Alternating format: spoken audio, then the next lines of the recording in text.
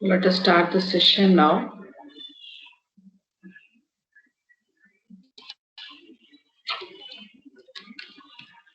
Please, any one of you confirm my voice is audible, and I shared the screen. Is it visible?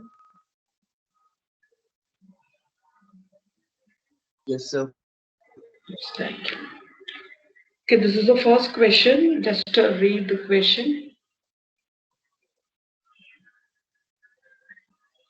and try to tell how we can get the solution for this problem.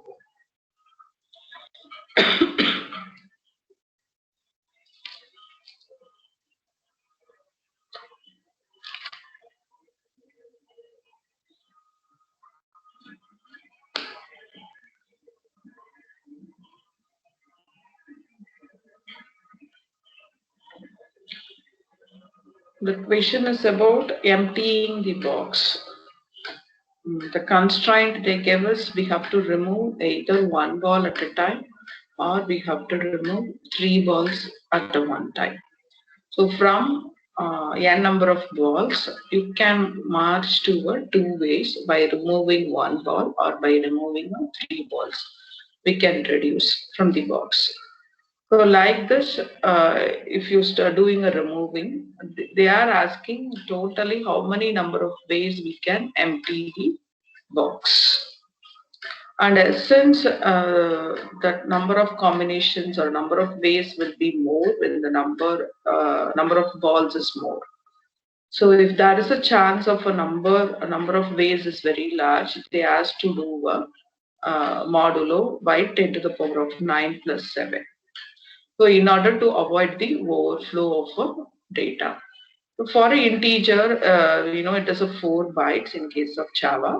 So if it is exceeds this 4 bytes, then it is called as a overflow. So to solve this, to remove this kind of overflow problem, they asked to return a value by doing a modulus by 10 to the power of 9 plus 7.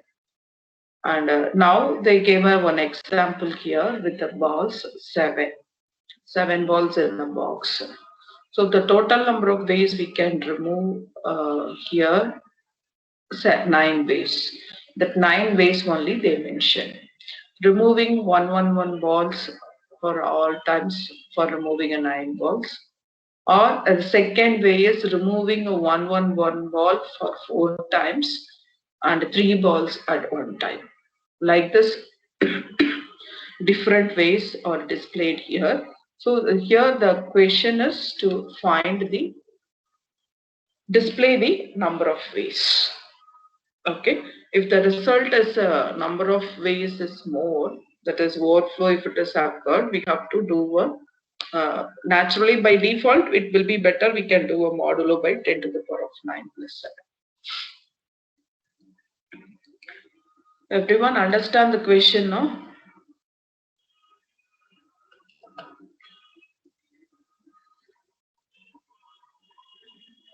Yes, sir. Okay. Please tell how we can solve this problem.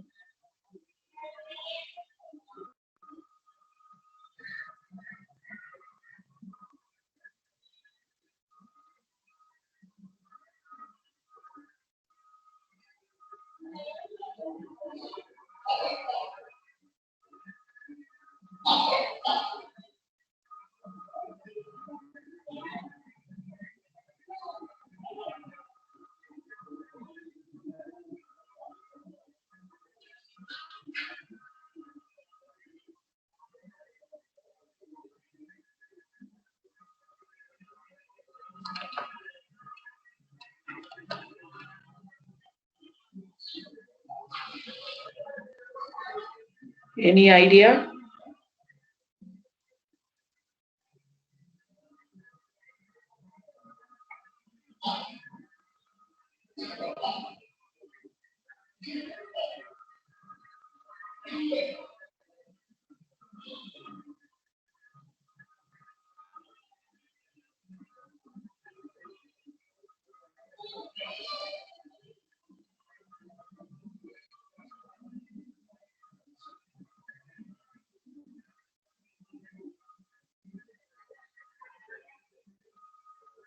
Each time the number of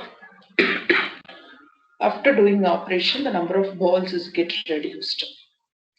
If you reducing our destination places, we have to reach a empty state. If you are trying attempts by removing a 3 and 1 way of removing, we have to reach a destination 0, that is emptying of a box. If you reach that state, that is going to be the successful, okay, valid one way, successful one way of removing the balls.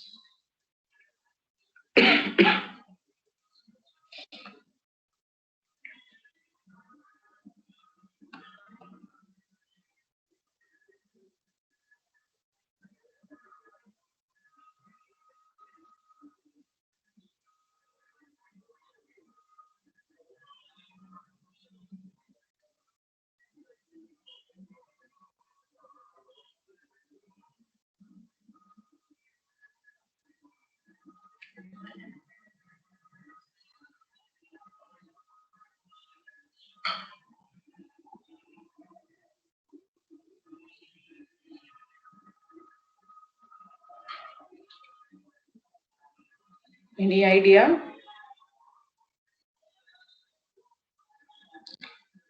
So as a part of this thinking process, to give a solution, there is a one way from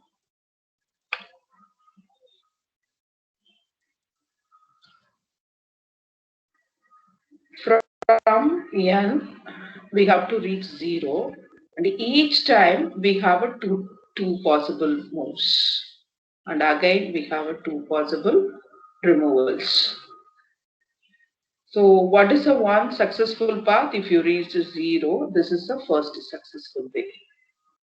Okay, if you are trying like this and if you are reaching, that is also a one successful. Consider if you have a 7, from 7,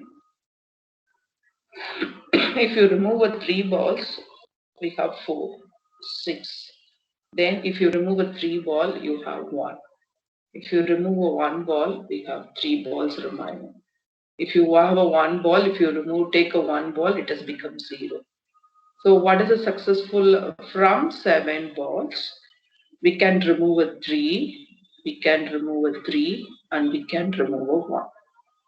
This from 7 till reaching a 0, this is called as a one successful way. So we have to count it. Next, we are removing a 3, we are removing 1. Okay, here removing 3 is not possible. We are removing a 1 here. Again, we are removing 3, it becomes 0. So the next way is 3, 1, 3. That is another possible way. So increment your count. This is the approach. It just look like what?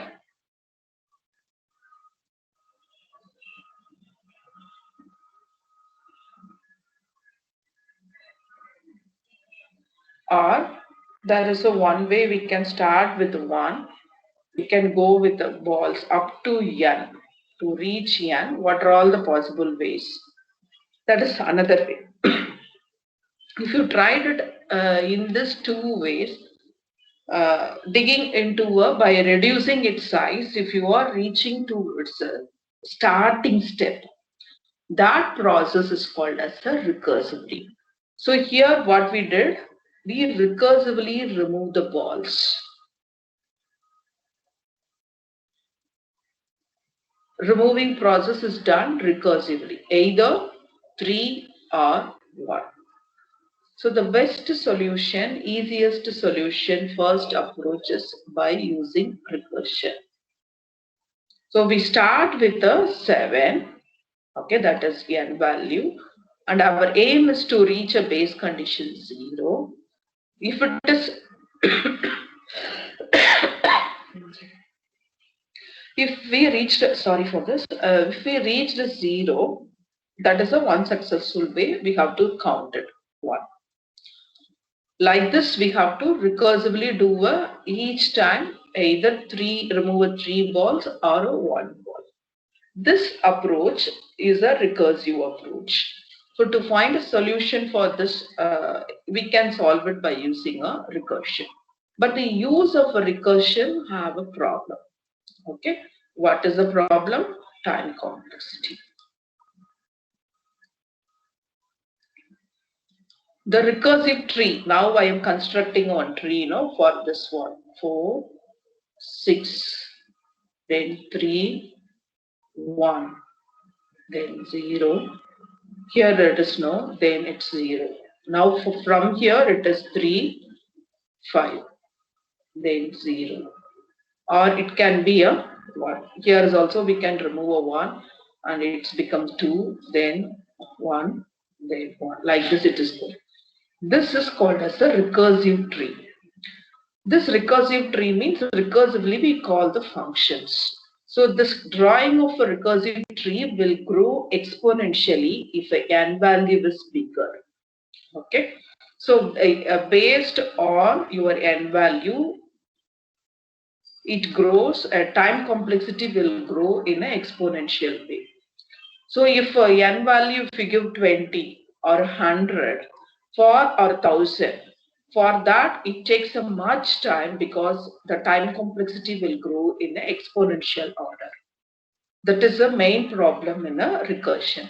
To give a solution for this recursive approach, we have a concept of a memoization.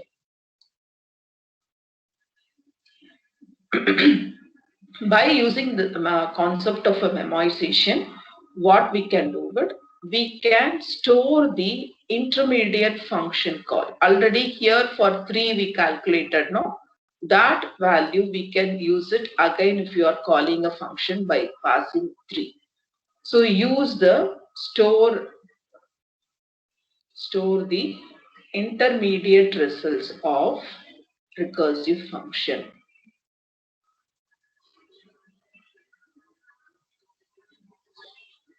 What is the recursive function? Each time it returns, that value we are going to store it in some place, and we are going to use that stored value in order to avoid a multiple recursive call. Thereby, we can reduce the time complexity, but at the cost of a memory. Extra memory is needed, but the time complexity, if effectively when it is growing exponentially, we can reduce it to more than a half if you use a memoization. So one more approach, a reverse approach of a recursion is a iterative, or you can call it as a dynamic programming tabulation approach, where we use a looping structure to calculate the value. This is another approach. Whenever if you are using a recursion, it is called as a function. If you are calling a function, we use a stack memory to store the function variables. So if you are calling recursively so many functions, internally it uses this stack memory to store this.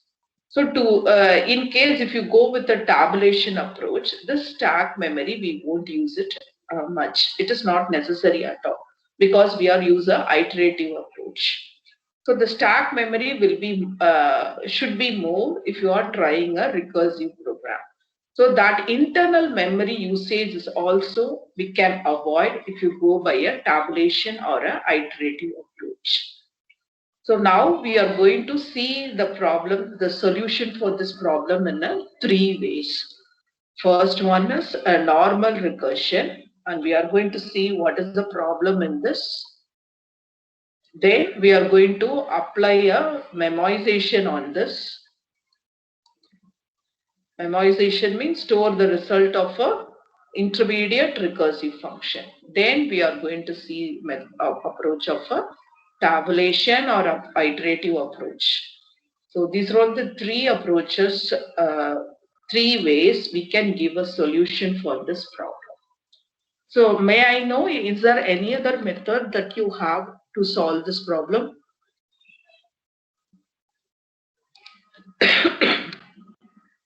One second, I will send a.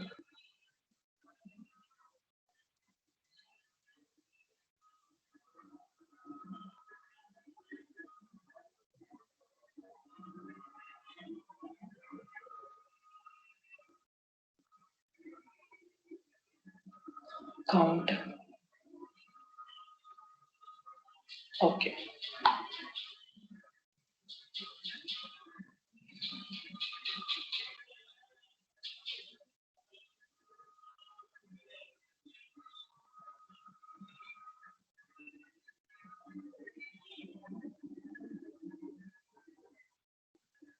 Okay.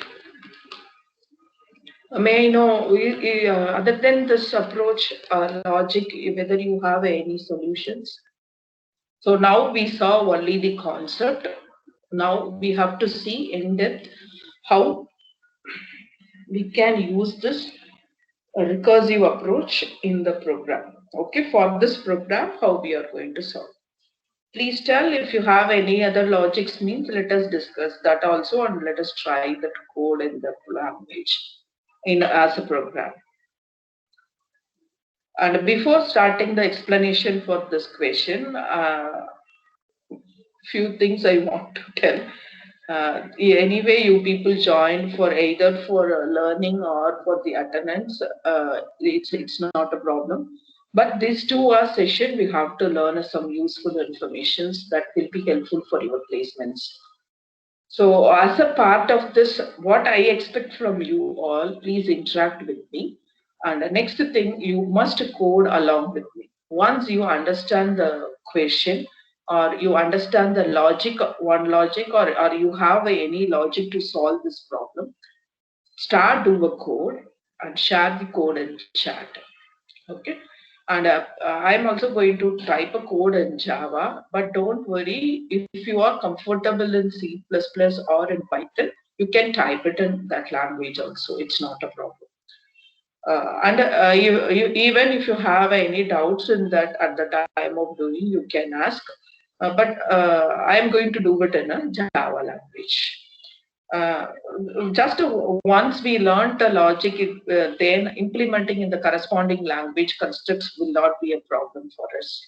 But the problem is we have to find a way to give a solution for the problem. That solution, once we framed it the logic, then representing in your language, which language you are comfortable, that will be easy for you.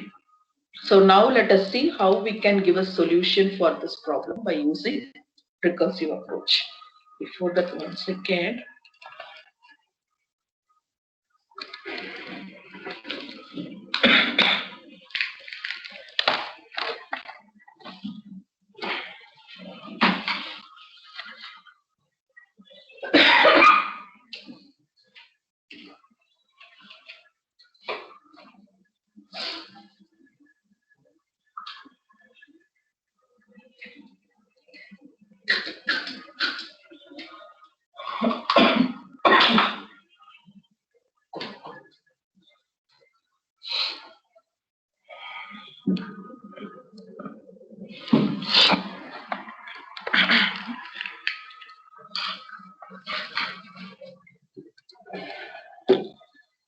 Okay, let us continue the session.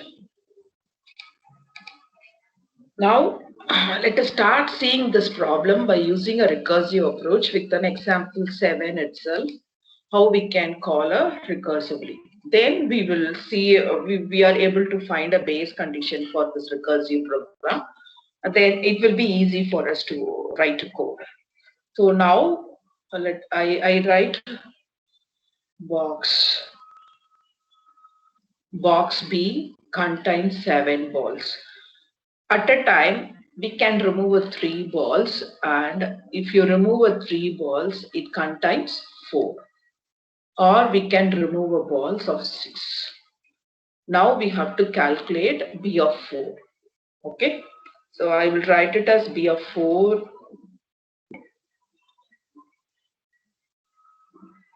Once again, I'll erase this. Instead of this format, this will be better. A number of ways for a box to find this. What is if you go with the path of by removing 3 balls, how many number of ways you have to find out for 4 balls, and we have to add if you are removing 1 ball, we'll have a 6. For the 6, how many number of ways we have to find out? So now let us go for the first one. For B of 4, we have, if you remove a 3 balls, it is B of 1. And if you remove a 1 ball, it is B of 3. Okay, now if you have only 1 ball in this box, how many number of ways? 1 way only. That is, take this ball out in order to empty. So now we are able to find a one condition now. If B of 1, if n value is 1, number of balls is 1, we found that it is only 1 way. 2, total number of ways to empty the balls is 1 way. So for this, we found a value 1. Okay, now if it is 3 balls we have, because we have 1 or a 3 at a time. So let us try it for, if 3 balls are there, how many number of ways? Take one ball at a time. 1, 1, 1. This is 1 way. If you take 3 balls at a time, it is second way. So totally how many number of ways is there? 2 ways in case if a box contains 3 balls. So this is 2 ways. Now we found somewhat another base condition. B of 3 is equal to 2 ways. So what is the value for a B of 4? It is 3. Now we calculated a value for B of 4, it is 3. We have to calculate for B of 6. If you remove 3 balls at a time, it is box will contain 3 balls. If you remove 1 ball, the box contains 5 balls. So we have to find what is this meaning of a B of 3. Total number of ways to remove 3 balls from the box. What is the 3? For 3, already we wrote it, it is 2. So we are going to calculate for B of 5. For B of 5, if you remove 3 balls, it is 2 balls we have. And if you remove 1 ball, we have 4. So now we have to find for 2. If a box contains 2 balls, how many number of ways we can remove it? It is less than 3. So only we can remove 1, 1, 1. So the one way of emptying is take a 1 ball at a time. Second time again you have to take a 1 ball. So totally how many number of ways? 1 way. So again we found a one more ways condition. If B of 2, a box contains two balls, that is also 1 way. Then now B4, again we have to do a recursive call for n value with B of 4.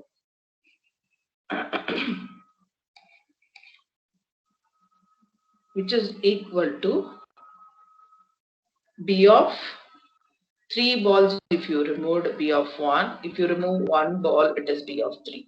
What is B of 1 value? 1. What is B of 3 value? It is 2. So B of 4 will have a 3. 3 plus 1, it is 4. Okay, so what is the B of 5 value? It is 4. Now we found the 4 here. 2 plus 4, it is 6. So now if a box contains 6 balls, there are totally 6 ways to empty the box. So now we are going to add these two values, that is 9. So if a box contains 7 balls, the total number of ways is going to be 9. See here, it is a normal recursion only we used. Already we calculated a B4 value. Since we didn't store the result of this box of 4, we are going to redo this recursive call again. That is the problem in a normal recursion. To solve this problem only, we are going for a memorization. Store the first time. This is first time we calculated B4. So in memory, we are going to store the result 3. So next time if you are calling a B4, it won't call B of 1 and 3 to calculate. It just to check this memory and fetch this data. This process of storing this value is called as a memorization. So now let us consolidate the steps now. What are the things that we found out? If a box contains n number of values and if n is equal to 1 or n is equal to 2, it means that the total number of ways is one way. If n is equal to 3, then we have to return two ways. For remaining, these two are base conditions for the recursive function. For remaining things, what we have to do? We have to add b of n minus 3. That is 3 balls we have to remove, and box with 1 ball we have to remove. Find a total number of ways for this, find a total number of for this, and add and return.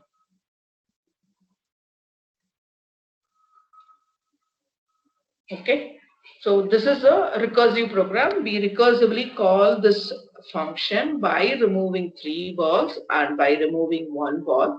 The purpose of this one is to find a total number of ways. So if it is a ball has a 1, then only it returns 1, and we add both the ways, that way we will get a final value, total number of ways to remove empty the n number of balls. Okay, is there any doubts in this recursive approach? Explanation. Shall we start the coding now?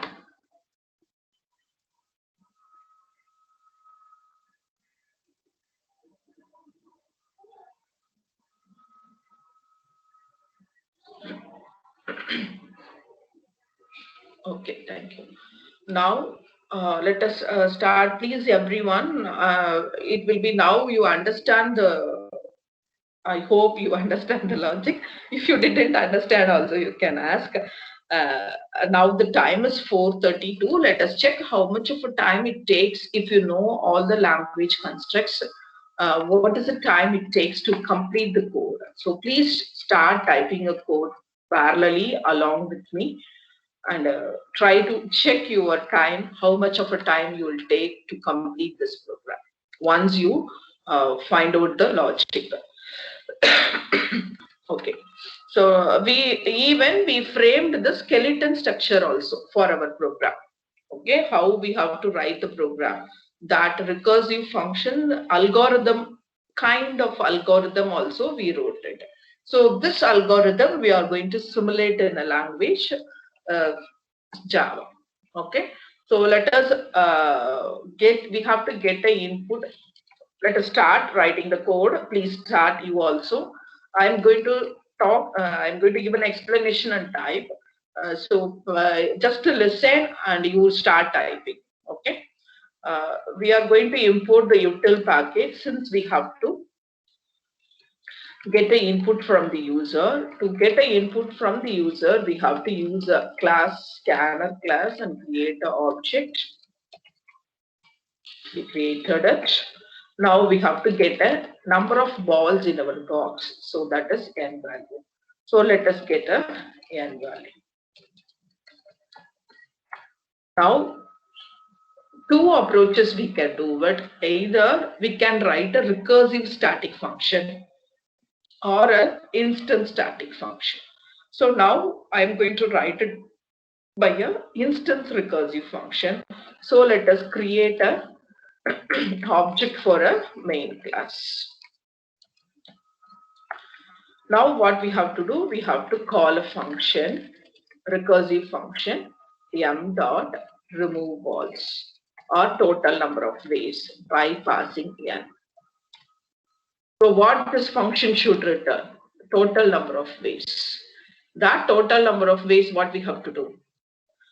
We have to display it in a system. Okay. So before that, let us declare one variable L. In order to avoid the overflow, let us include this variable math 10 to the power of 9 plus 7. Since what is the return type of this power function?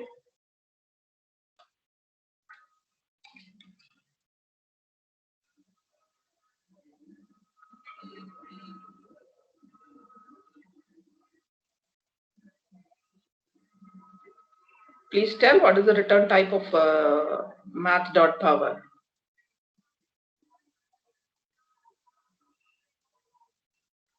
It is a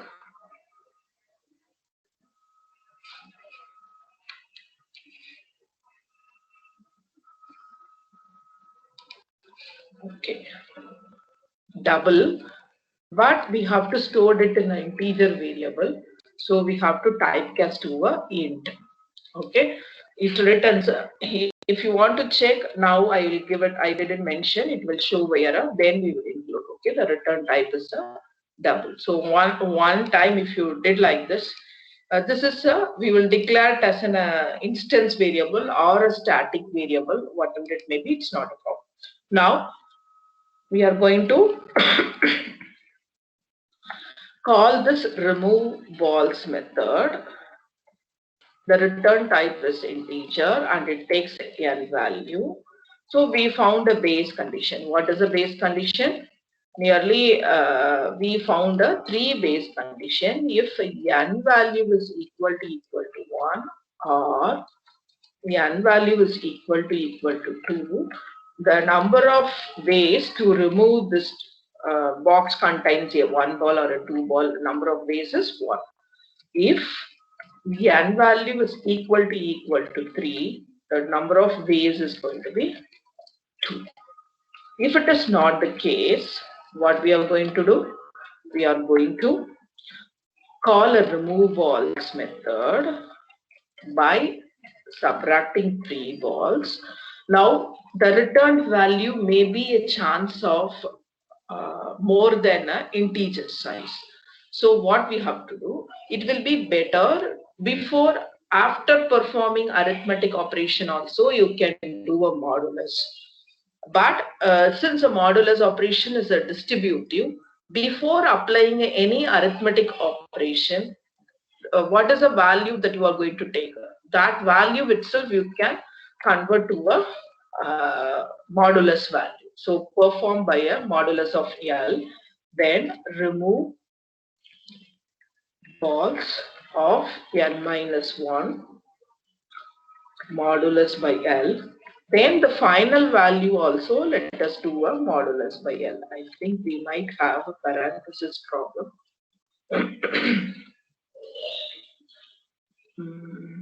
Open, close this one more. If it is not necessary, better we can mention. Okay. So this is the value that we are going to return. What is the return value that will be displayed here? Okay. Now let us try to execute this code. I'm not checking anything, any mistakes, typo error. Just let us give a. So it is an incompatible, possible lossy information from double to int. So what we have to do, we have to typecast to a explicit typecasting from a high data type to a lower data type. If you want to convert, explicit typecasting is needed. So just to let us check it with 7, it gives 9 correctly. Now if you give, let us give it with a 20. Okay, it gives somewhat good execution speed only. Now let us give 50. See, now it takes a little time. If you give 100 or even a 75, it takes a much time to give a output.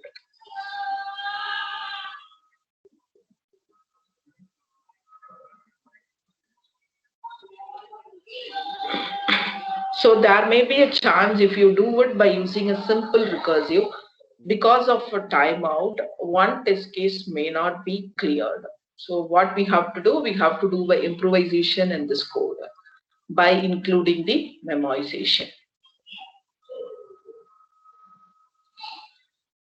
See, yesterday before I tried it, when I'm trying another session, I give 100, it never give the result. There is a 2 chances for not giving this result. One is we are trying it in an online compiler. So for running this application, they might allocate one portion of a memory as a heap memory and a stack memory for this Java application. So each time if you are calling a recursively one function, whenever we call a function, what it will do? all the informations like those who are of a easy, you might know it will be pushed into a stack segment. This here also it will push into a stack. Whenever interrupt is happen, what is the state from which line that interrupt is happen?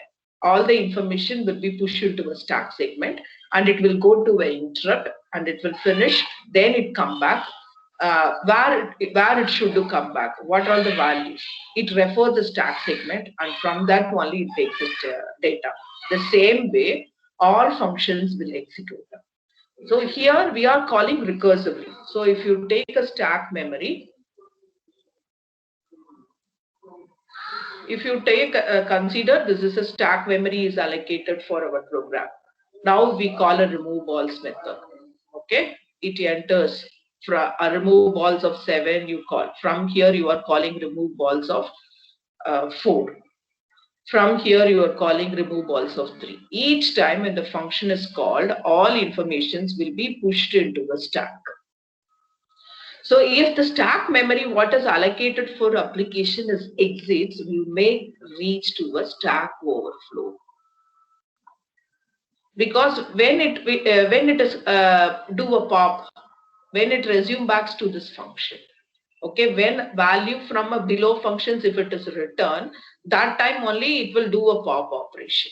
If you are doing a continuous push operation on your stack memory, then we might reach to a stack overflow, and it uses an enormous amount of memory for executing this recursive program. So to solve this, now what we are going to do, we are going to implement the memoization. I think even for us 40, 75, I don't know. Let us, I can't start writing and now here editing.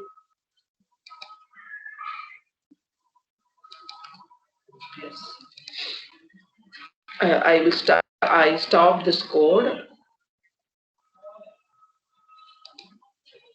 If you are in a standalone, you can try it. So this is a program, simple recursive program. So how many of you finished within this time? This program?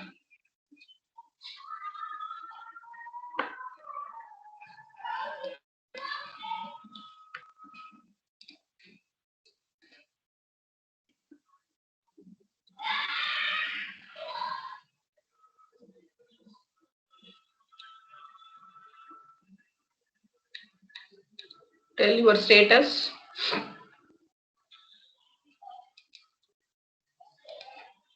So now what we are going to do? We are going to create a one memory or array to store the results of a intermediate function calls. That is memoization. So let us see.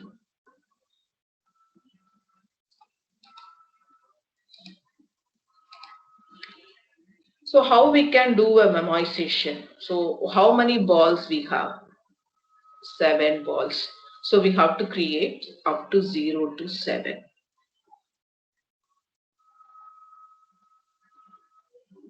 Okay, now what we have to do, first time we are calling, so we will store if n value 0 we never going to use, because our balls is going to be if a base condition is n1, 2, 3, 4. Okay, first time it is 1, it is stored, it will stored into the array. Initially we can initialize with 0 or a -1. Now 2. For calculating this 4, we have to calculate the number of ways of by removing 3 balls and by removing 1 ball. What is B of 1 and 3 value? It won't call this function directly. If it calls a function, but it won't recursively call any other function because it is a base condition, and 1 and 3 is now first time we calculated for a B of 4 value. Before what we give it directly, just we give a return. It won't take a responsibility of holding this value in an array. So before returning, what we are going to store, what we are going to do in fourth location of this array, the storage, we are going to update the calculated value. What is the calculated value? We add 1 and 3. So what is that value? 3. We stored. Now B of 5, first time we have to calculate. What is the B of 5 value?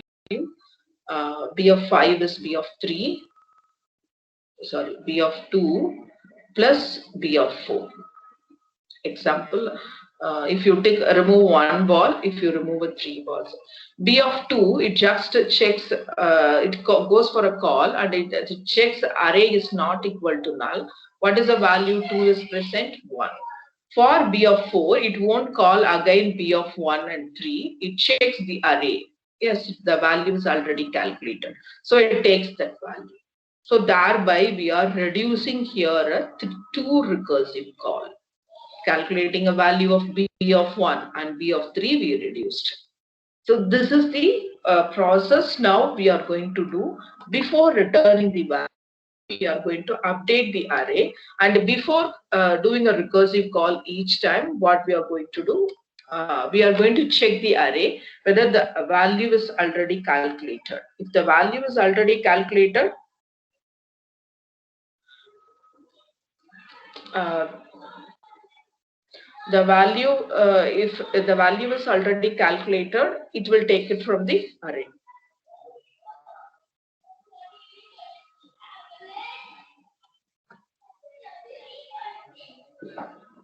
Okay. Now let us do a improvisation in this problem.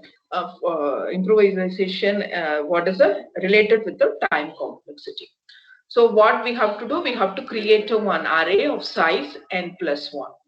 Okay. So what is the n value? That n value we have to pass, and based on this n value, we have to create an array. So let us declare a one array inside this class. The array creation, let us do it inside a constructor. For the constructor, we are going to pass a n value. So what is the array size? Int of n plus 1. So now in the constructor, we created an array A of size n plus 1.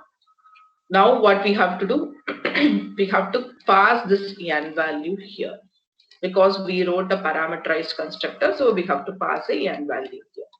Now before going for this base condition, there are different ways is that one approach, now I am going to write it.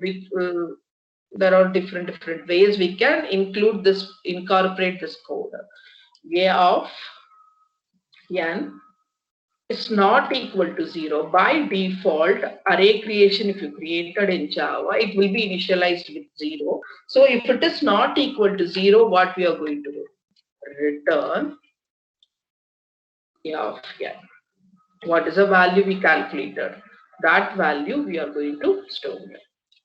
Else, okay. Now, if it is not equal to the first time, it enters into this condition. So what we are going to do store? We are going to store it with 1.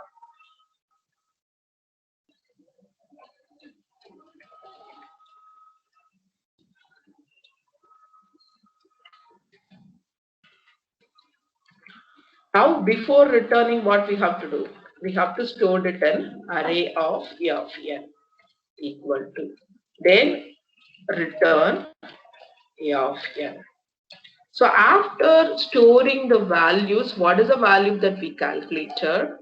One second, we have to put a else.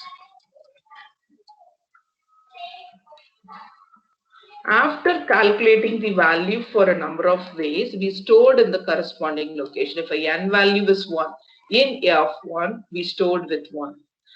For the next time onwards, for n value 1, it checks in this condition, which is not equal to 0. So it returns this value. It won't go for a below all the statements. Okay. If you want, you can skip this base condition, and below this you can write this condition. Okay, but the implementation approaches is different. So after this 2 ifs, you can check if E of n value is not equal to 0, then you calculate and store it. We are not going to keep track the value of 1, 2, 3 in the array. Like this you can do it. Now let us check, is there any? Okay. First, let us check whether it runs. Now we will give a 75. See, the moment we give a value, it will display the result. How total number of ways. Especially if the number is exponentially, it gets increased. Because of this memoization, it will be easy for us to calculate. But see here at the cost of this array. If a n value is 100 or 1000, we have to create an array of size 1001 and we have to do that. So auxiliary or additionally, space complexity is going to be a big O of n for this memoization. Okay.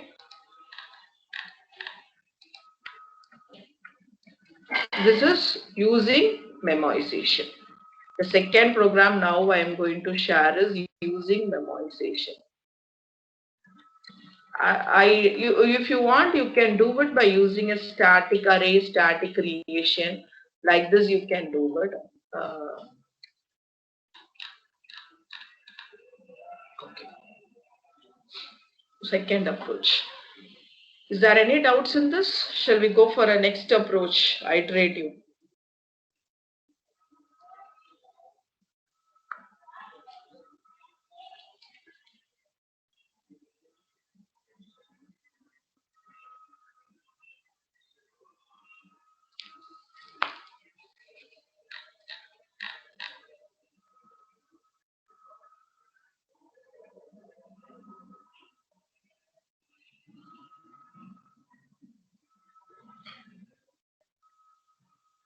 Shall we go for a one more way to give a solution for this problem? Or if you need time to do this code in your system, please tell. I'll give.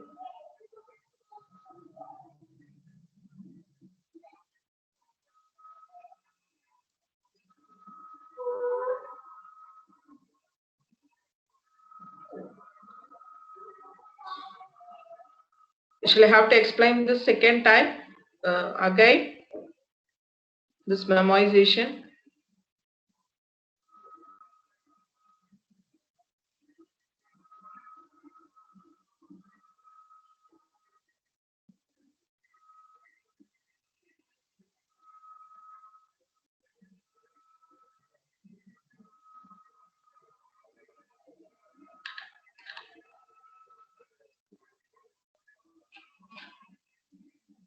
Is my compiler everything?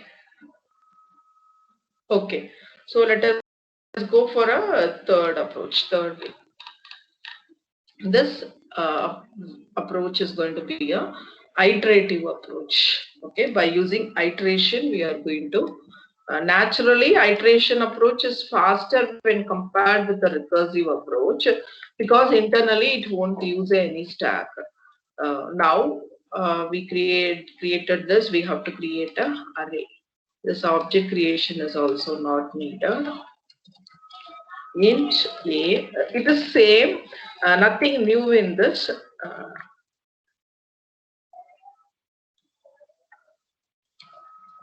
The same memoization, we achieved it, we solved it by using a iterative approach.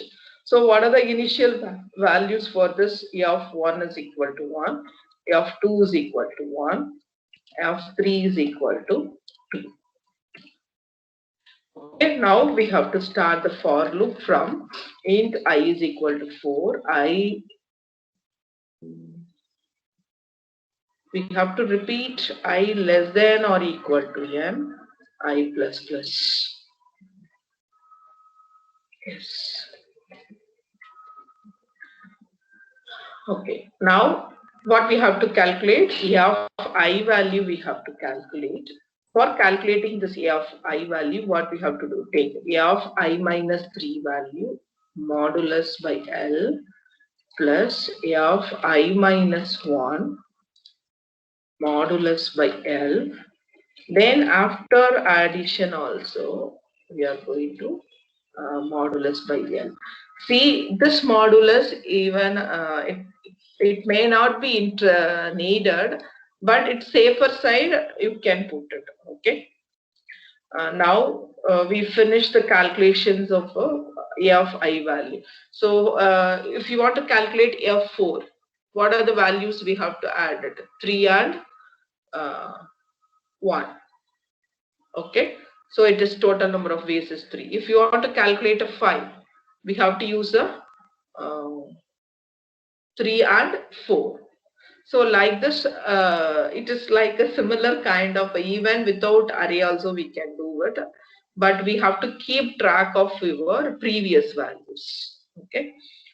Now, after coming out of this, we have to print A of n. In array of nth location, how many ways is displayed, that value we are going to return.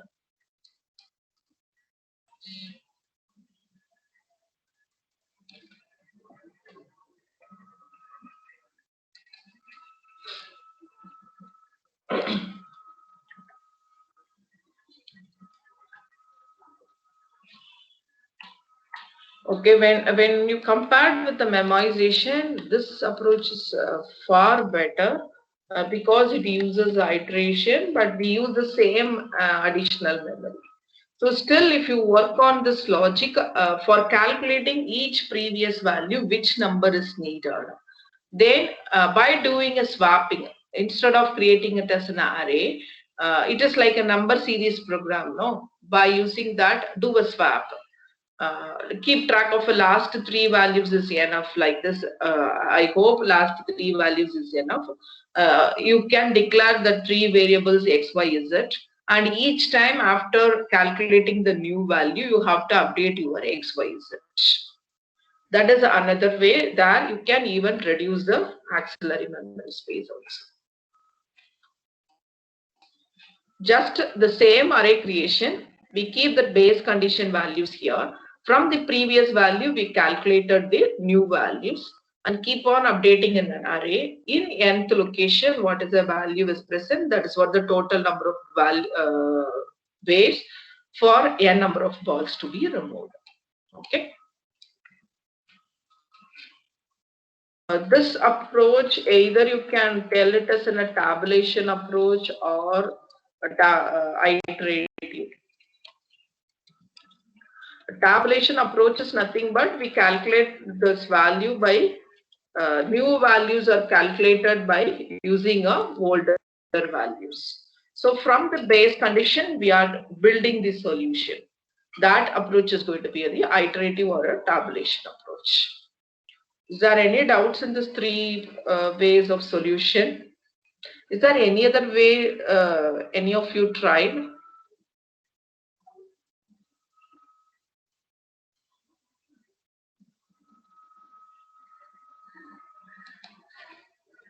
Okay, now let us go for a next question. If you have any doubts in this, you can ask. Okay, after finishing this, let us see this topic. So this is also a question, many of you might know this.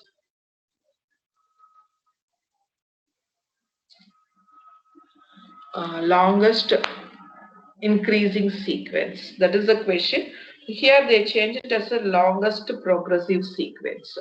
So at the time of previous discussions, you might learned this algorithm as a part of your dynamic programming to find the length of the longest increasing sequence. How many number of elements are there in that longest increasing sequence? That only we calculated. We saw the algorithm by using a dynamic programming approach. To see this question, first I will explain the question. Even if you have any approaches other than this dynamic programming approach, you can tell. Here we have to find a longest progressive sequence arranged in ascending order. Ascending order means it should not be in between. We should not find any decreasing element. So one example of a progressive sequence is this one, 3, 4, 4, 5, and 3, 3, 2, 4 is not a progressive sequence. These are all the test cases. First one is the number of test case. Next is the size of your sequence. then the list of elements present in the sequence. We have to find the longest progressive sequence present in the given input. And if more than one sequences exist, print the one whose starting index is least. Okay, the starting index, the least information we have to display. That means the first occurrence of a longest increasing sequence.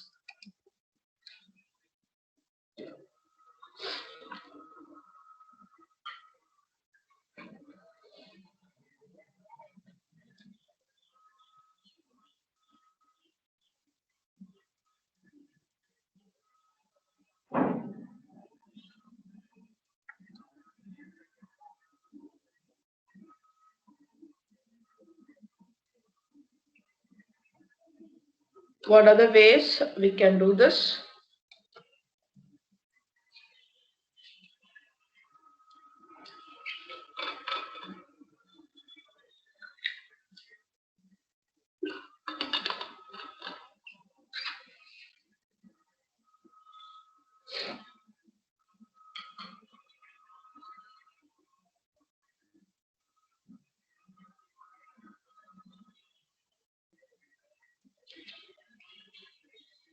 Is there any idea you have?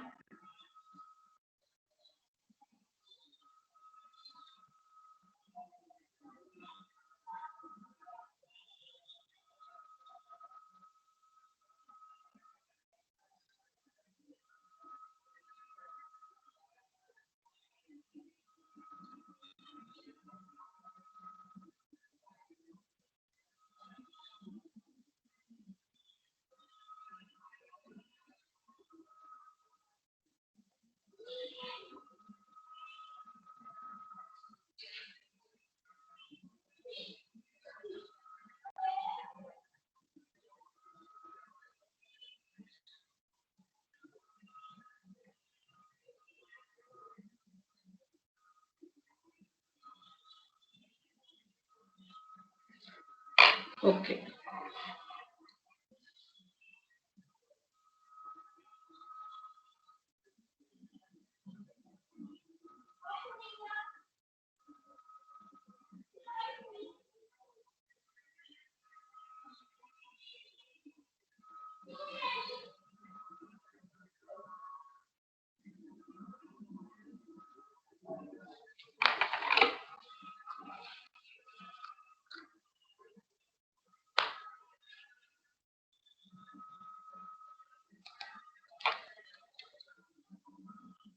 So just we will refresh that algorithm by using dynamic programming. Then we will see the solution. Again, two ways we can do it. In case of a longest increasing sequence, let us try both the ways here. Okay. If you have any other approach to create such a sequence, you can tell. Now let us see that algorithm first, then we will go for a solution for this implementation. Okay, so how we are going to construct or find a longest increasing sequence. For this is the array. Okay, input array. What is your input array size? We are going to create an array, another array to store. The purpose of this array is to store the count of how many, what is the longest increasing subsequence is possible up to that subarray. Okay, by considering that number, what is the maximum longest, that is longest increasing sequence is possible. That count, number of elements will be stored. Count of a size of your longest increasing sequence. That value we are going to store it here. So initially that number alone can contribute for a longest increasing sequence. So we are going to initialize all these things with a 1. Now what we are going to do, we are going to trace our ways travel in this array by taking each number, whether this number will contribute for a longest increasing sequence with the before numbers. That we are going to check it. If it is going to contribute, we are going to update our number of elements or a size of a increasing sequence. So we are for 0th element, it is not necessary. This will contribute. So already we initialized with 1. So no change in this. Now we are going to start from here 17 and we are going to compare this 8 and 17. 8 is lesser. So by adding 17, we are able to create a one longest increasing sequence, that is 8 and 17. So what we are going to do? We are going to update the count value here is a 2 because 17 by including 17 with the before elements we are able to construct a bigger increasing sequence. So once we compared it, it is true. And another value what we are going to do, check this in this places. We are going to take this value of this array. Okay, consider, let us take this array name as L. And in this location value we are going to read it, add with 1. Why we have to add with 1? By adding this 1 represents 8 is. We are going to add one more number with this. What is the number? 17. So if you add 8 and 17, that is 2 numbers, that count is 2. So the longest increasing sequence is 2 if you add 17. What is the current value of 17 now? It is 1, which is lesser. So what we have to do? We are going to update this value by including 17. We have a longest increasing sequence of 2 numbers. The size is 2. So we have to update it. Like this, each element should compare with before elements. 25 should compare with before elements. Whether 25 will contribute for a longest increasing sequence or not. Whether 6 will contribute or not. Like this, we are going to compare with the before elements. So just we will see a animation of this. Now we are going to start with the first element. We are compared with the 0th element. Yes, it is less. Okay. What is the first condition? Let us take this input array is A array. This is L array. This variable name, let us take it as J. Okay, that pointer is J. Now we are checking a condition. If A of J is less than this colored element, let us take it with an index I. This is I value. Okay. Now this condition is satisfied. So if this condition is satisfied, what we have to do? L of J. In Jth position of your L array, what is the value? 1. Add with 1. It is 2. Okay. Should be greater than 1. What is this value? L of I. So we are going to take L of J plus 1 should be checked with L of J. Sorry, I.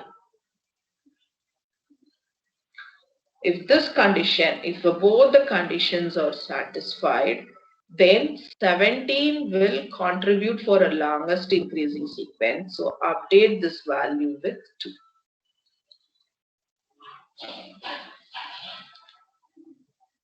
Okay, so it changed to a 2. Now 6. 6 is compared with 8. It is not, 8 is greater. So it won't go for adding to and contributing a longest increasing. 17 and 6 is compared. 17 is greater. So it won't contribute for a longest increasing sequence. So now we are going for a 25. 8 and 25 we are compared. 8 is lesser. So what we are going to do? L of J plus 1 we have to add. So what is the value in this particular position? This one, add with 1 and check here. So this value is greater. So what we have to do? We have to update. What it means? We can generate a string of 8 and 25. That is possible. Longest increasing sequence. Before it has only 25. Now we add a 8 to this number after comparing with 8. Now 25 should compare with 17. 17 is lesser. So what we are going to do? Take this value 2 plus 1. Now it is 3. 3 should be compared with this 2. 3 is greater. So we have to update this value with 3. What it means? How we get a 2 here? by taking a value of 8 and 70. Is contributing a longest increasing sequence. Now we are attaching a 25. So we are able to get a longest increasing sequence of size 3.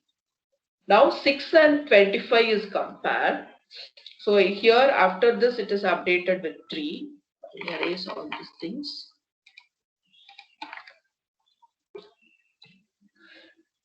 Now 17 and 25 is compared, so it's become 3. Now let us take 6. 6 is compared with 25. Yes, 6 is lesser. If it is lesser, what we have to do? Take this value, add with 1. Now it is 2. So if you add 6 and 25, we are able to get a longest sequence of size 2. But whereas already we found a longest increasing sequence of size 3. What is that elements are? 8, 17 and then 25. So this is not a longest sequence, so we are not going to update the value. It holds the remains 3. So the same way we are going to calculate by including 15 with this array. What is the maximum size or a length of a progressive sequence or increasing sequence is possible.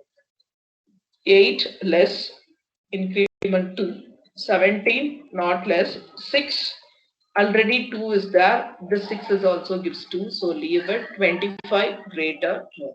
So by if you take 15, if you included in the set, 15 will contribute only the increasing subsequence of size 2. That 2 represent, that is the meaning. So if you include a 15 with this series, it contributes the longest increasing sequence of size 2. What is it?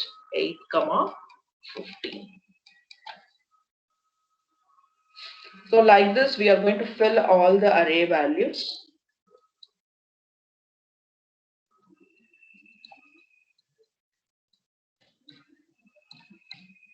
Eight less, 17 less. Again, we have to 2 plus 1, it is 3. So it should be updated with 3. 6, no change. 25, 3 plus 1, 4. Here 3 is there, so update 4. Then 15.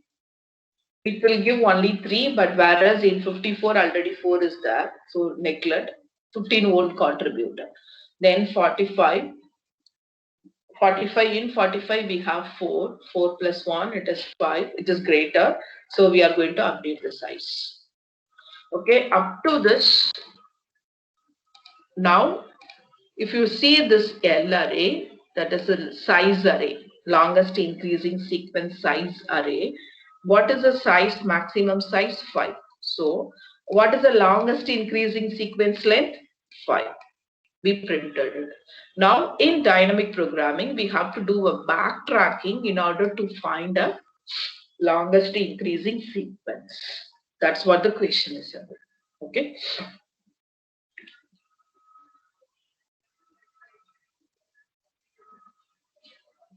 Now, what we are going to do, we are going to take in order to solve this, what we are going to do, in your L array, we are going to find a max value and in which position that max value is found.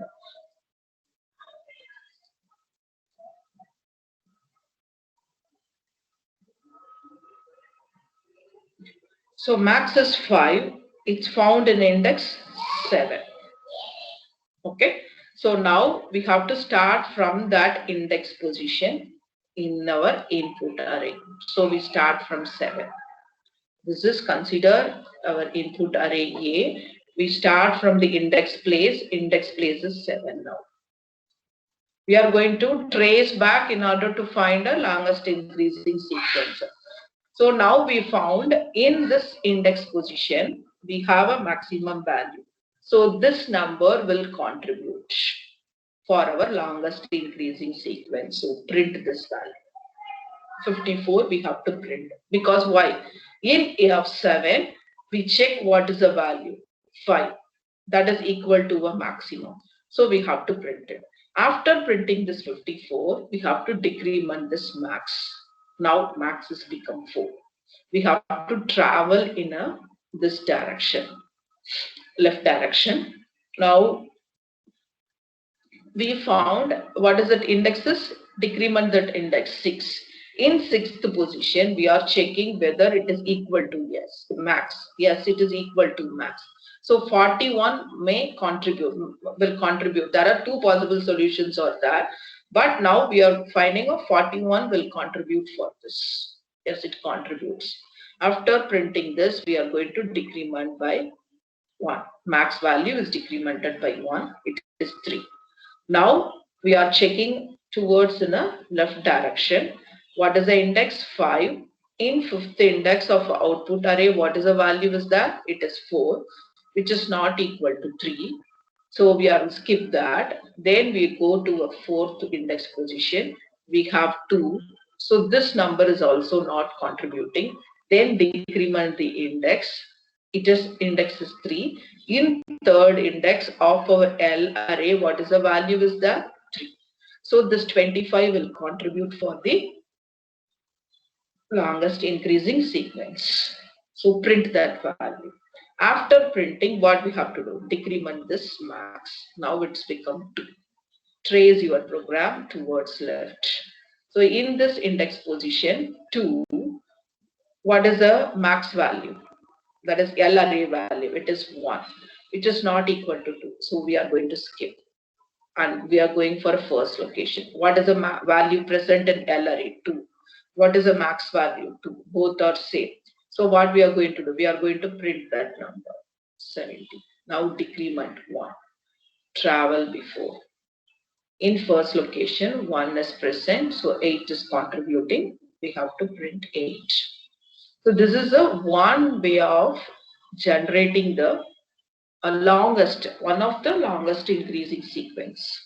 Okay, but this is just to be extend the dynamic programming, and there are other approaches or there.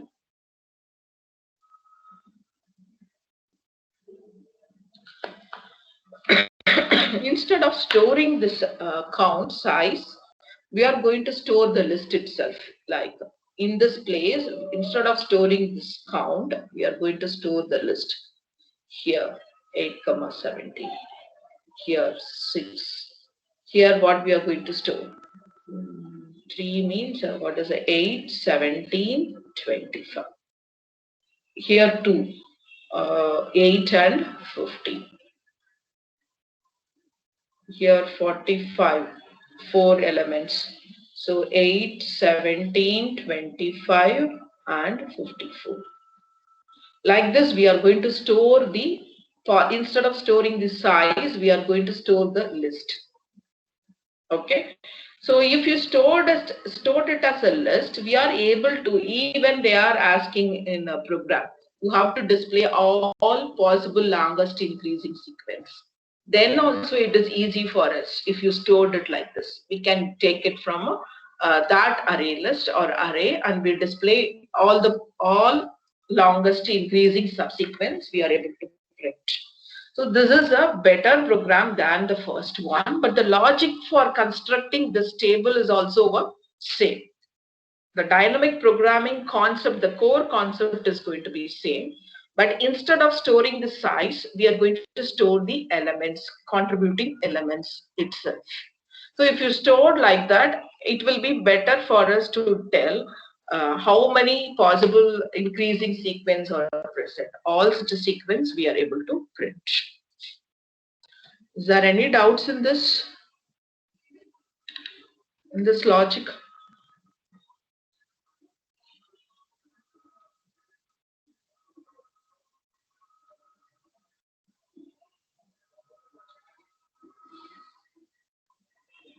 Okay.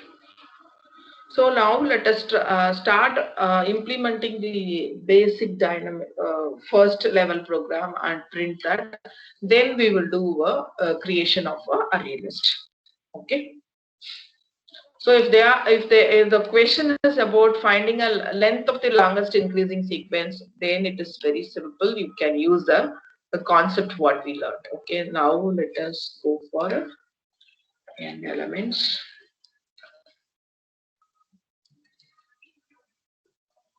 for int I is equal to 0.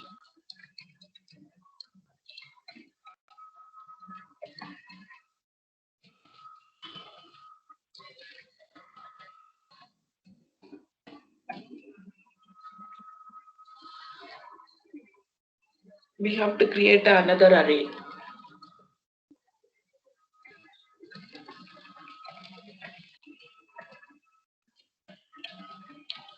And let us fill this array with 1.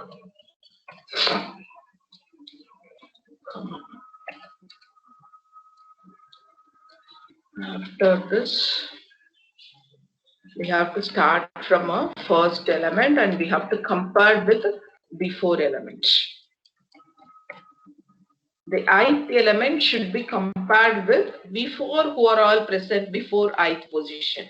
Or with all the elements we have to compare. So we start our outer for loop, I value which starts from 1, and let us write a j value, and j is equal to starts with 0, j less than I, j plus plus. Now what is the condition we have to check? If a of j is less a of I and L of j plus 1 is greater when compared with L of I. If that is the case, we have to update our L of I with L of j plus 1 because that element is included. Now we constructed that L array. We have to find a max and then index. So let us declare the two variables now. Int max is equal to -1, int index is equal to -1. Now we have to start reading of our L array in order to find a maximum.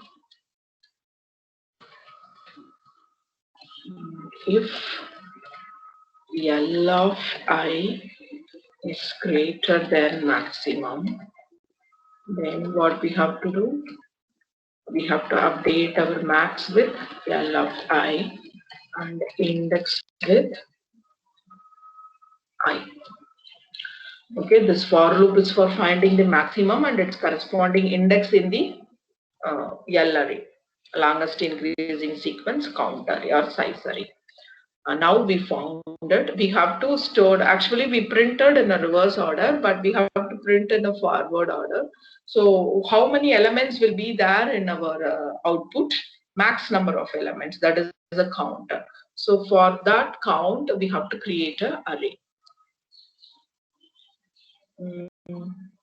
Int output array is equal to new int of max.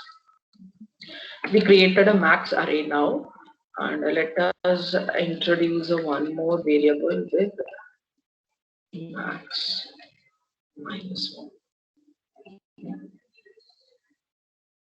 Let us set with the max -1 because array index starts from 0, so we have to start with the last position of your array. The first element should be stored in the last position. So now we have to start our for loop. I is equal to index I greater than or equal to 0, I minus minus. So we are going to trace back our input array in a reverse direction, starting from the index position. So we started now. We have to check. What is the checking we have to do? If L of I is equal to max, then that L of I is contributing the longest increasing sequence. So what we have to do? We have to store that L of I in output matrix X position. So L of I is stored in a output matrix of a X position. After placing that, we have to decrement X and we have to decrement max. After coming out of this, let us print the output array.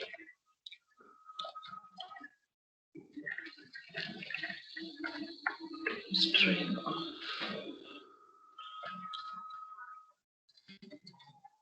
If you want, you can use a for each loop to print this. I'm not checking any code, just let us. Please do code along with me. L is already defined where, but modulo. Yes, sir.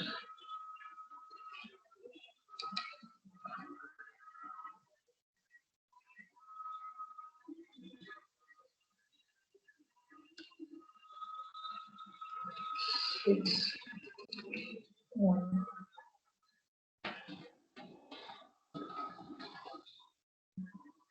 13, I mentioned 13, 4, 2, 6, 5.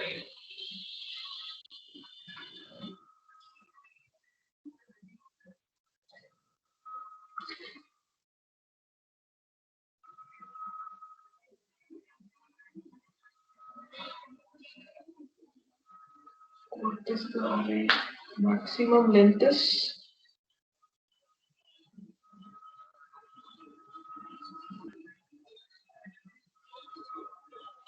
2, 6 is the correct place, no? Is there any other increasing sequence? 4, 6. But it prints 1 and 2. What is the mistake?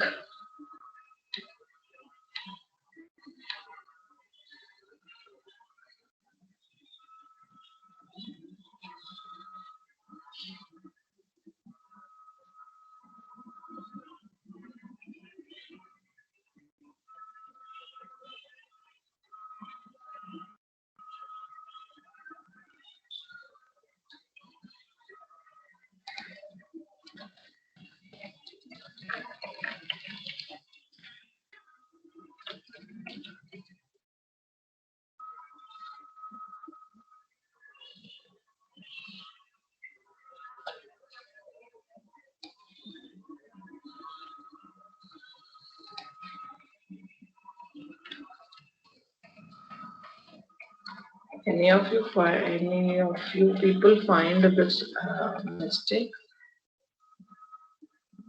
Oh my God! I thought of note down these numbers.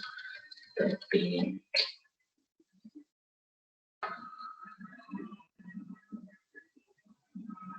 Okay, let us give another set.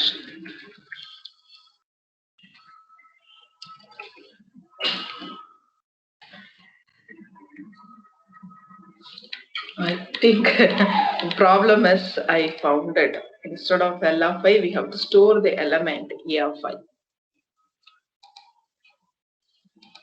That is a mistake.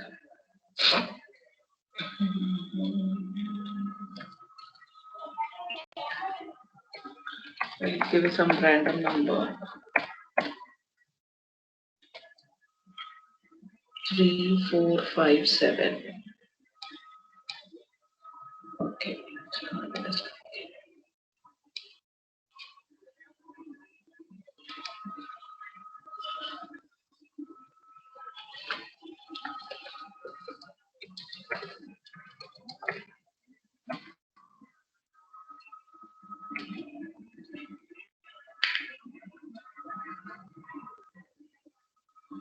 2, 3, 3, 5. That is the first sequence.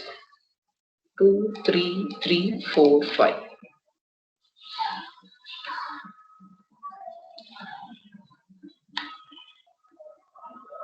Is there any doubts in this? I will explain once again this program. Up to this, it is creation of output array and we fill with 1. This is a condition. Actually, if you don't have array, don't have a duplicate elements, that the same element is not repeated, then you can use only less than. If it is less than or equal to, also we have to contribute that another duplicate entry we have to allow. So we have to give it as a less than or equal to. Then we check this condition. whether that particular J. Yes, yes. May I know what's your doubt?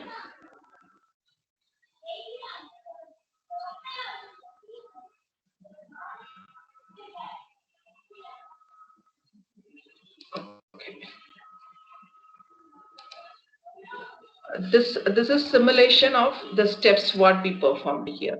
We compare this element with the ith position. If it is lesser, take this value and compare with this value. Add one and compare with this value. If it is this value is greater, we have to update with this. So that step only we are performed here. L of j plus 1 we add and we checked with L of I. If this added value is greater, so we have to update with L of I with a new value by adding 1. L of j value by adding 1. Then the construction of a L array is over. This print statement now it is not necessary. This for loop is just a simple code to find the maximum and where that maximum element is found. Then we have to store the result in output array. So what is the output? How many elements will be there in that max element? Max only the size of a longest increasing sequence. So we created an array and we stored. We are going to what is the elements that we are retrieved when we are backtracking our array. That elements we have to store it in a output array. So we have to store it from a backside. So from a right to a left we have to fill. So we start for that we use the index x and we initialize with max minus 1. Then we start our in your input array we are going to start from an index position, because that index position up to that only it contributes the maximum value. So and we are repeating till it's becomes 0. If it is equal to max, what we are going to do? Instead of printing it, we are going to store it in an output array, then decrement x and decrement max, and this will be repeated. After coming out of this, we printed this output array. Okay, is there any doubts in this?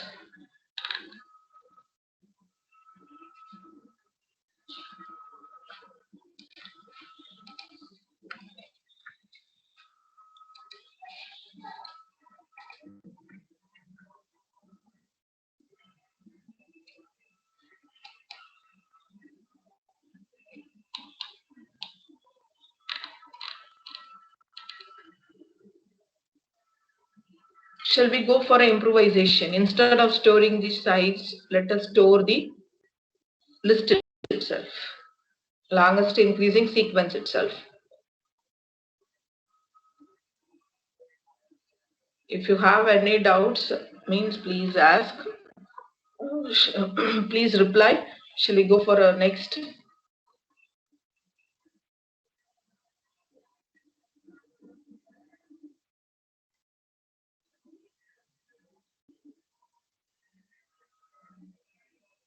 Okay. So now what we are going to do? We are going to store instead of this L array, we are going to create a list of lists. Okay, so we are going to use a collection class that will be better for us to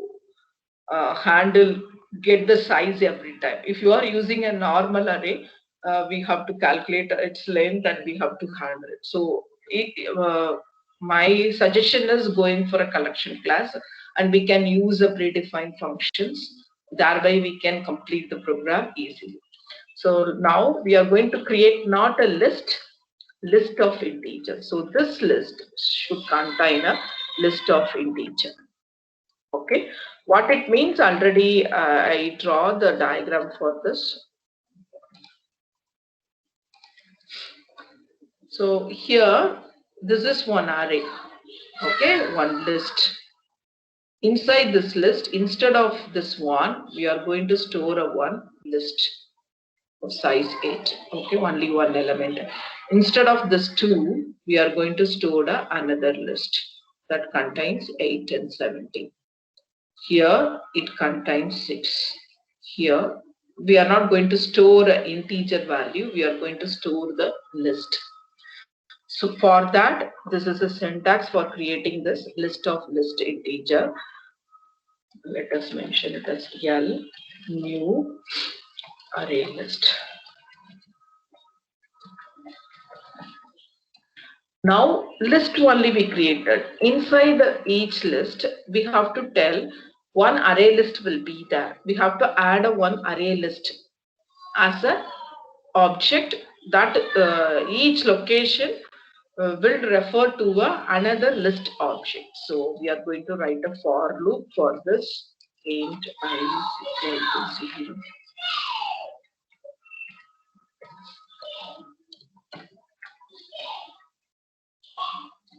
L dot add or new array list.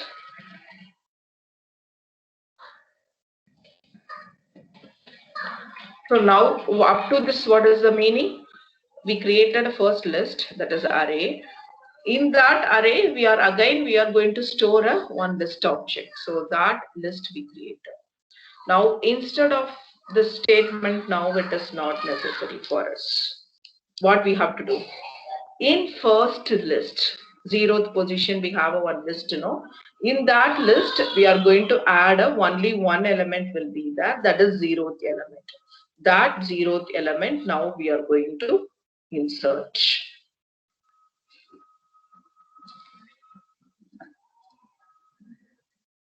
L dot get method we have to use, get of 0 dot add a of 0.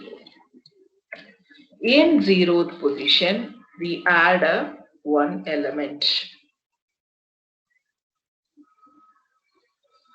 What is that element? 0th position. That first number will contribute. For remaining numbers, we have to check this for loop, the same for loop. But we this condition, it is not a problem for us because the same array. But here we can't use the L as it is. We have to calculate the size of each array. So how we can get it? L dot get of j. Jth position, what is the list is there? Go there and fetch its size. Size is a method that will return the number of elements present in the array list. The same way, we are going to get L dot get of ith position. Size we have to check. What the size means? Number of elements. Actually, we store the list of elements. But the list of elements we are not going to compare. We are going to compare with its size. So we check the size. If that jth position size plus 1 is greater with the ith position size, then I will contribute for a longest increasing sequence. So in jth position, what is the list is there? That list we are going to copy to the ith position. Okay. So here actually what we did, we store the size of a j by adding 1.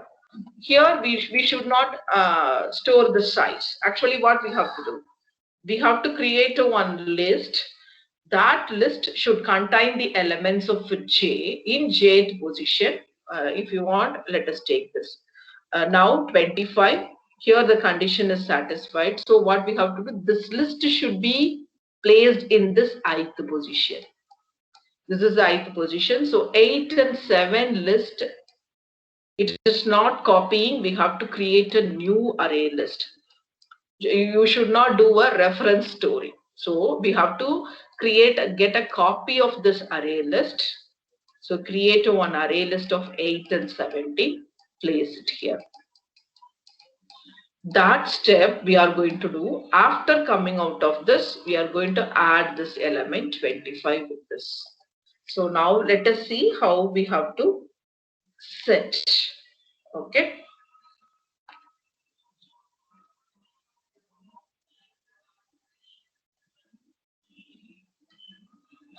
Just arrow places we have to use a get of I.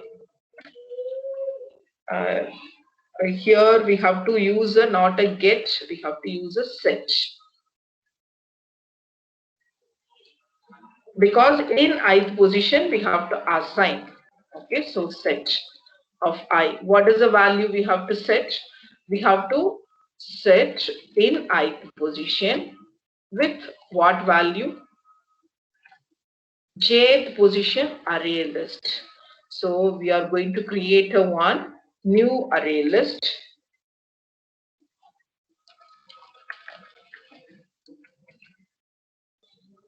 For this new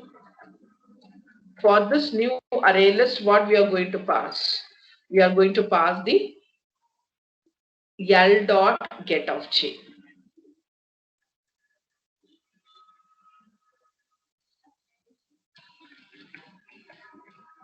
What it means? Getting the jth position elements, take that list of elements, create a new array list and set it in the ith position. Clear? Whether you understand the meaning of this statement now? In ith position, you have to set with the array list. What is the array list we have to set? What are all the elements present in jth position? Get that, create a copy of this array list, and that new array list we are going to set it in a ith position. But till now, that ith position data we didn't add it. So to add that, we are going to use a method L dot add, sorry, get of I, then we have to add. Get ith position data, then add of A of ith position. Data we have to add. Now, initially 8 we placed now. Okay, now 17. This condition is satisfied. So what we are going to do? Take this list, okay, and copy it to this position, ith position. So we placed the ith position. 8 is a new list that we placed.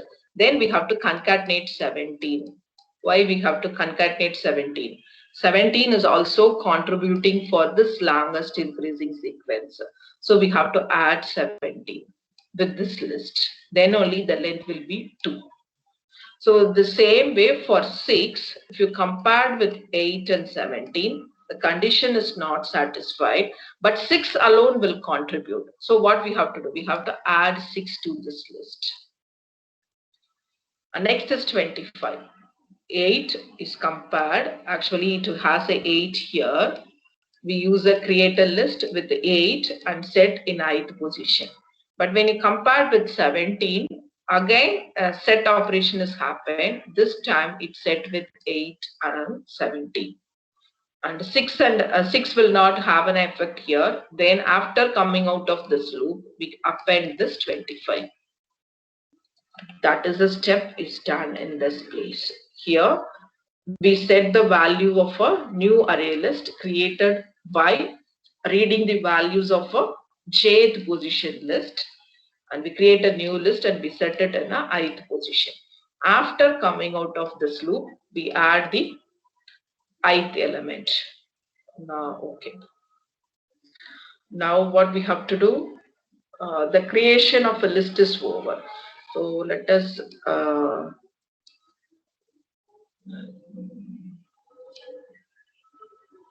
okay, just delete this later.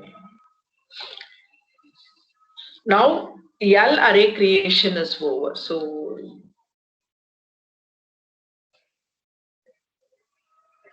let us write a for loop.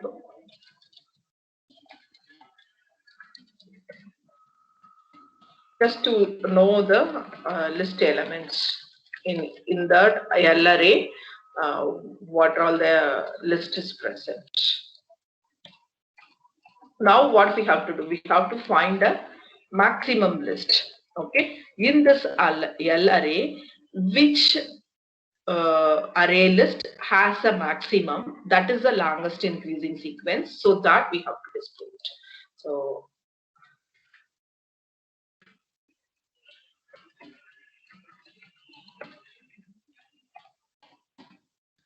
int max is equal to -1 if L dot get of I, its size is greater than max. We have to know the index also, no, to explain. So let us introduce that index is also. Index is equal to -1. If it is then we have to update with L dot get of I dot size and index is equal to I. After coming out of this, we have to print indexed place list.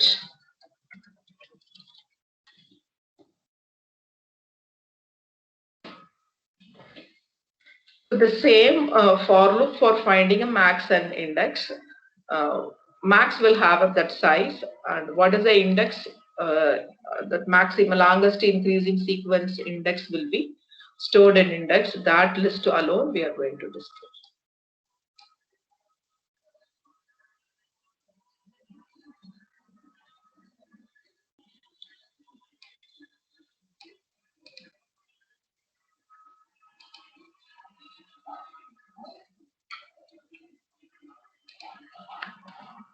Just I paste it in.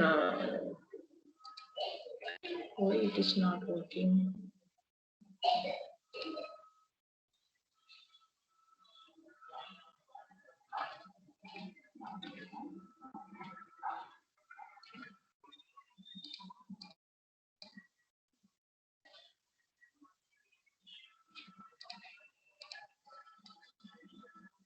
No error. We'll get output. Okay.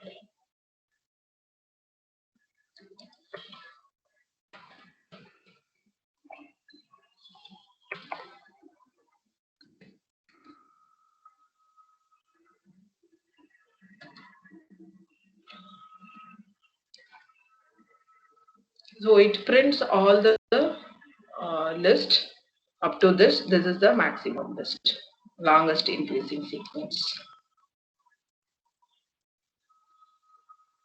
But why it is not?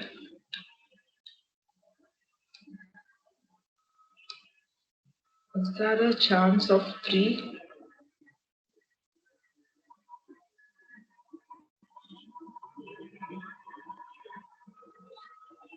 Not possible. Okay. Okay, it's correct. Let us check with the duplicate values.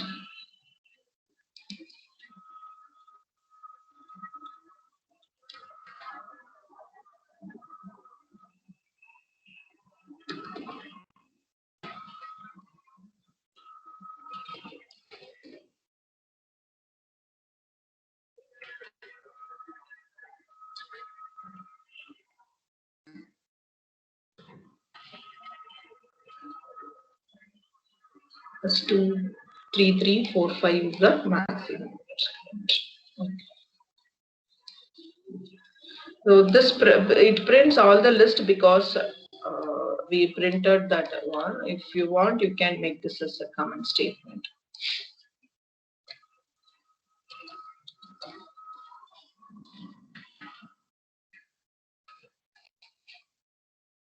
Is there any doubts in this programs what we discussed? Whether any of you people tried it in any other approach?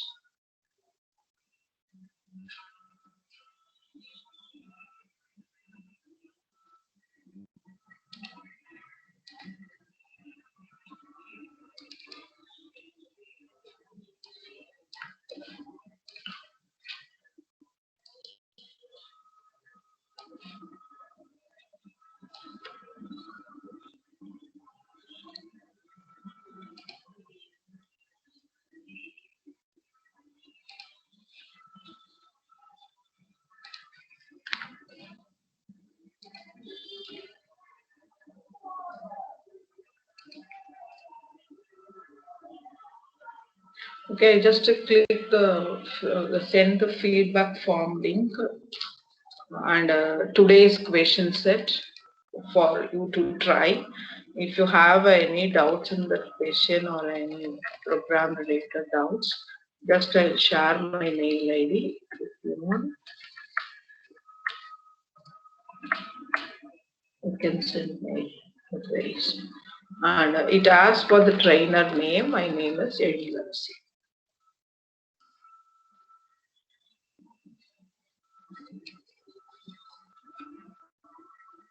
Whether you have any doubts in this two questions today, actually we discussed the application program of recursion and then dynamic programming. By using these two concepts, we gave a solution for these two problems.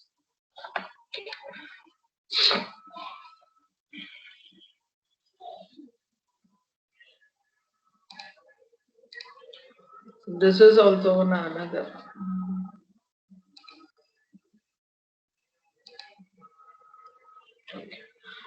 This is another program. Just read this to understand first, okay, and try to find a solution for this also.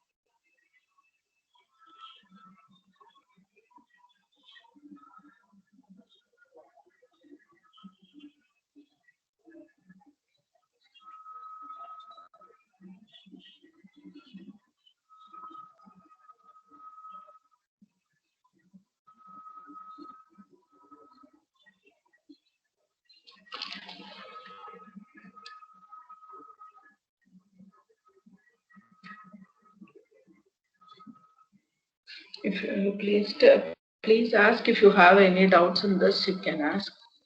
So this is a question of a number of balls. The number of balls is numbered with m. Suppose if you have a number of balls is 4. The numbers for the balls is 0, 1, 2, 3. And in question, if they are asking, we have to remove 2 balls, x number of balls. From the set. What we have to do, we have to calculate the sum of the removed balls. Okay, so what are the possibilities of 2 balls which we can remove is 0, 1, 0, 2, 0, 3. Then 1, 2, 1, 3. Then 2, 3. So these are all the possibilities of 2 balls removing. Okay. Now what the question they have, we have to find the total number of ways that the ball can be removed, number of ways the balls can be removed. The possible ways is that sum should be divisible by m. So if you have to add these 2 balls and we have to calculate the sum, and then sum should be divided by 4. So this is not, this is not, this is not, this is also not. So only one way is the answer which we have to give it for this sample. How we can do this?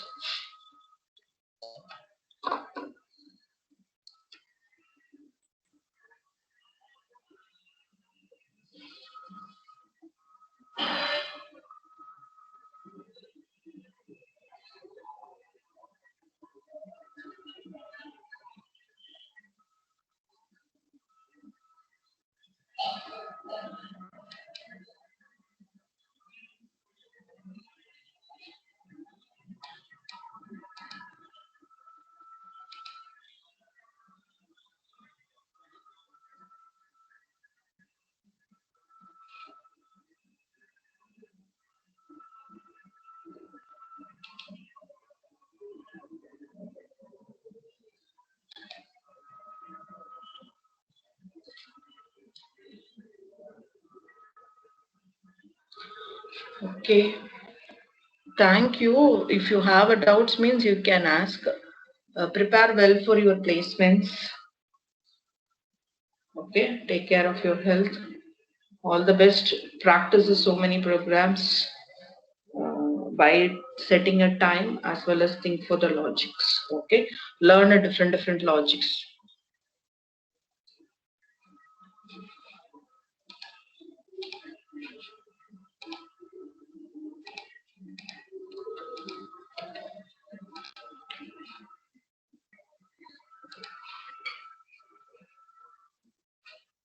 Thank you all.